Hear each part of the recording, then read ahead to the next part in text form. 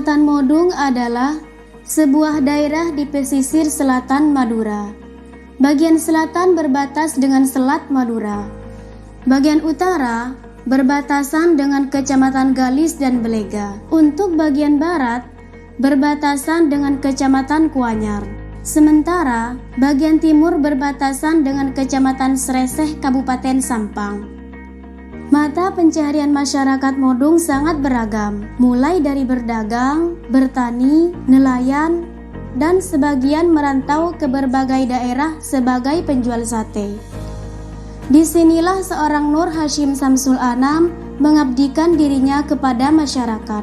Siapa dan bagaimana kiprah beliau di masyarakat? Mari simak video ini sampai selesai. Jangan lupa like, comment, and share. Sudah menjadi kodrat wanita yang memasuki usia akil baligh mendapatkan tamu bulanan berupa pendarahan dari organ intimnya. Tamu bulanan yang sering disebut haid atau menstruasi.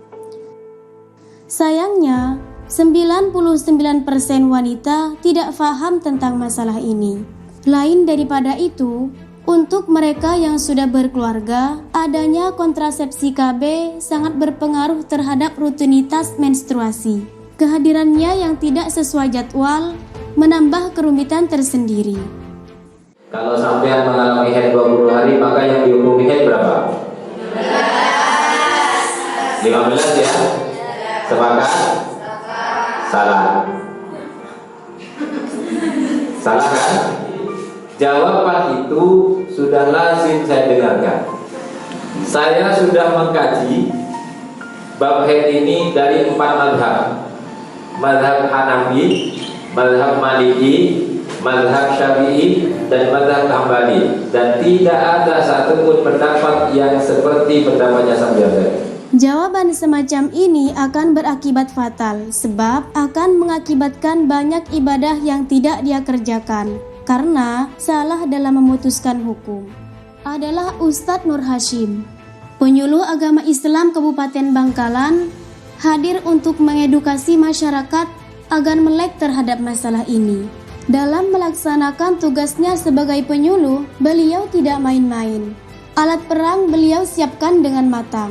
Tidak jarang beliau membawa sound portable dan segenap perlengkapannya.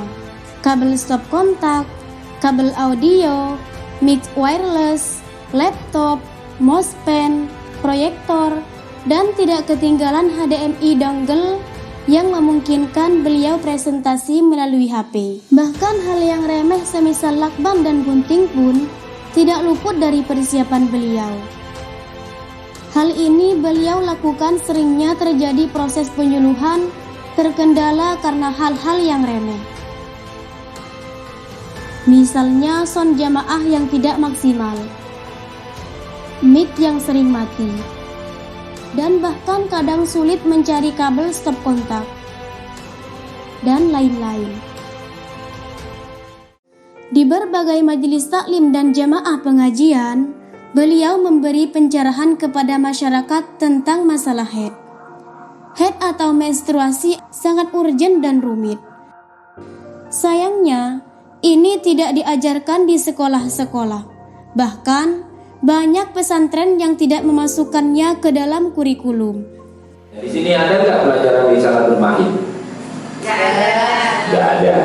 Pengalaman beliau melanglang buana, mengisi diklat di berbagai provinsi, mengantar beliau untuk bisa menyampaikan hal yang rumit agar bisa dengan mudah diterima dan dicerna oleh orang awam. Saya mau tanya, yang 9 ini, jadi yang 9 ini keluar setelah 15 apa sebelum? Keluar. 9 ini keluar setelah 15 apa sebelum? Kok bisa setelah? Ayo, saya mau tanya, kok bisa setelah gimana? 7, suci 8, kemudian keluar lagi, maka setelah apa sebelum? Setelah 5 kali 7 tambah 8 sama dengan Alhamdulillah. Kembali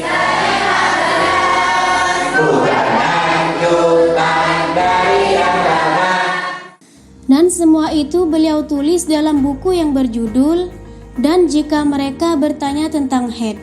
Masih terkait dengan wanita, beliau juga menulis buku "Nikah Sirri Adalah Upaya Penindasan Kaum Wanita".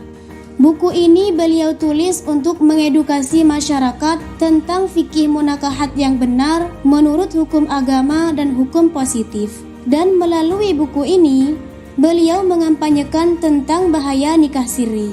Tidak kalah penting dari haid dan nikah, Ustadz Nur Hasyim juga mengedukasi wanita tata cara sholat yang benar. Untuk sementara, beliau sudah membuat poster tata cara menutup aurat saat sholat bagi wanita versi madhab Syafi'i.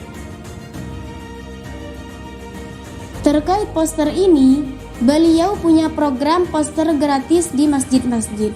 1 bulan 1 masjid, dimulai dari masjid sekitar dan masjid-masjid persinggahan.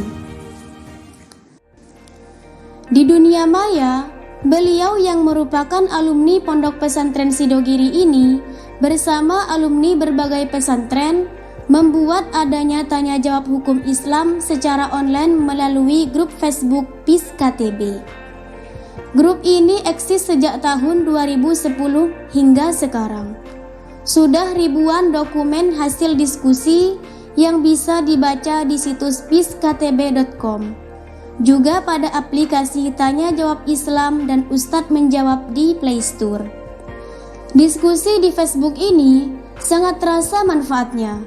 Terbukti, PIS-KTB menjadi rujukan berbagai situs dan perguruan tinggi. Beliau juga menginisiasi adanya situs pencarian islamuna.info. Sebuah situs pencarian yang membantu orang awam yang suka bertanya hukum Islam kepada Mbah Google. Bertanya kepada Mbah Google sangat rentan bagi orang awam, sebab tidak jarang mereka disuguhi situs-situs non-aswaja.